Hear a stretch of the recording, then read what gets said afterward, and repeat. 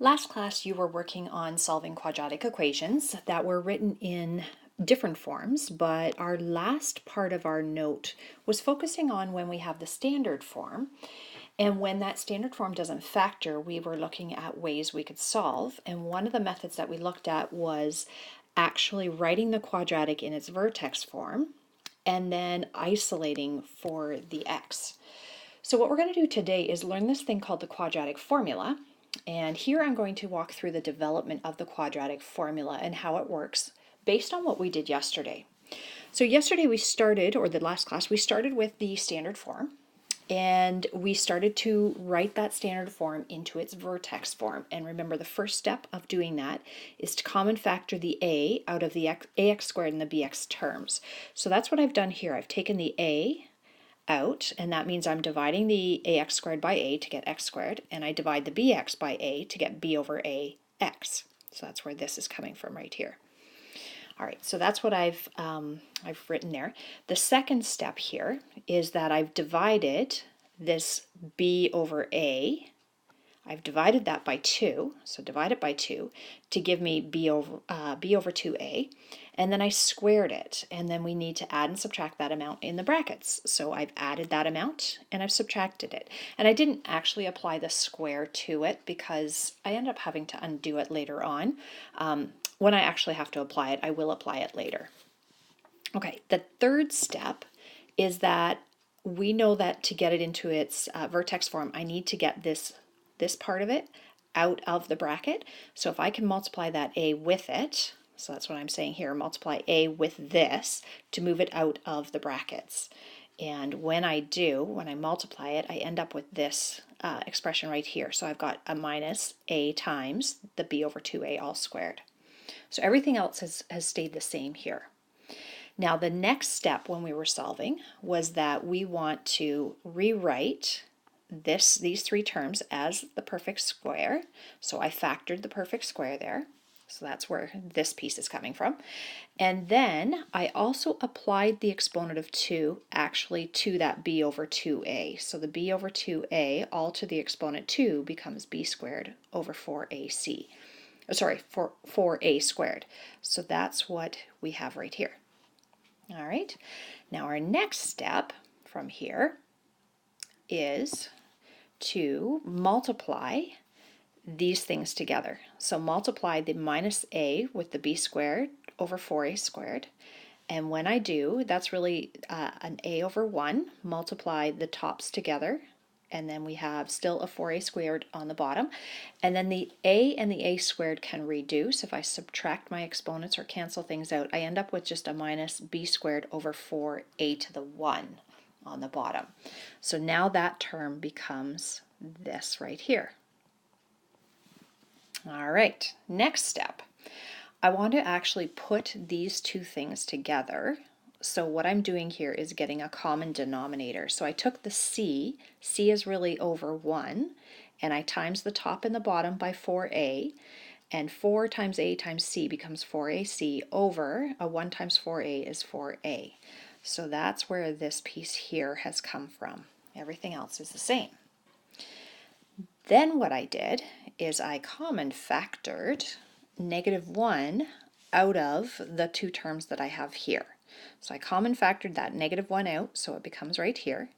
And to take the negative out of the 4ac over 4a, it becomes a subtract right here. So I common factored in that spot. Now what I'm doing is I notice I have common denominators here. So I notice I have a 4a and I have a 4a as my denominator. So I actually wrote that as a single fraction of b squared minus 4ac all over 4a. So that became minus b squared minus 4ac all over 4a. Okay, I'm going to slide to the next slide. Okay, so we are at this point right here. Now what I'm going to do, that really is my vertex form. So here's my a, my x-coordinate, I should do this in a different color. My a is the a right there. The x-coordinate of the vertex would be the minus b over 2a, and then what I have highlighted in yellow, that would be my y-coordinate of my vertex.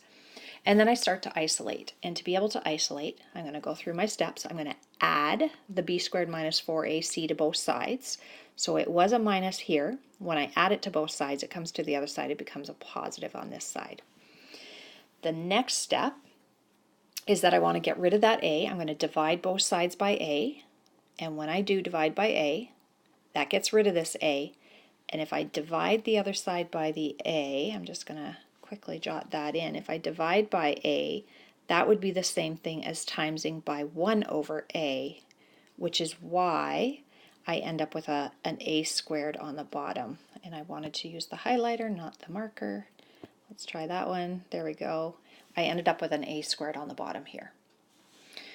All right, the next thing in terms of solving is I need to square root both sides. And when I square root both sides, we know we get two answers. We get the positive or negative square root of what I had there. So I take the square root of the entire thing. And when I square root the other side, it just undoes the exponent of 2. So you'll notice I don't have that exponent of 2 here anymore.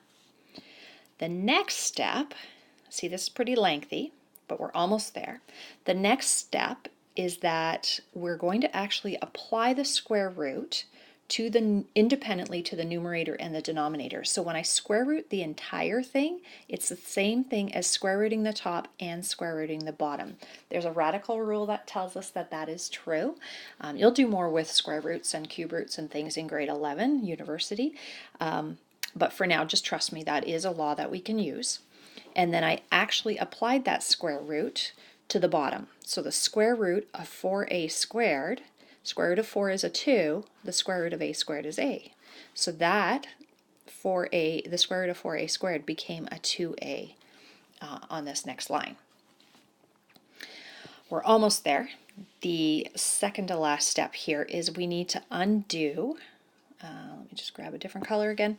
We're going to undo that plus b over 2a by subtracting b over 2a from both sides. So it's like moving to the other side and having the opposite sign. So we're subtracting. And then, we are almost there, we are already having a common denominator of a 2a and a 2a. So we can actually combine the minus b plus or minus the square root of b squared minus 4ac all divided by 2a. Now this little equation that I have written here, this x equals negative b plus or minus square root of b squared minus 4ac all divided by 2a is what we call the quadratic formula. And in our next video, we're actually going to use it. Now, I will not ask you to repeat this development of the quadratic formula, but I am really hoping that you understand that it connects to what we did yesterday. It's all in letter form, mostly in letter form today. All right, so hopefully that makes some kind of sense, and on the next video we're going to actually put it into practice.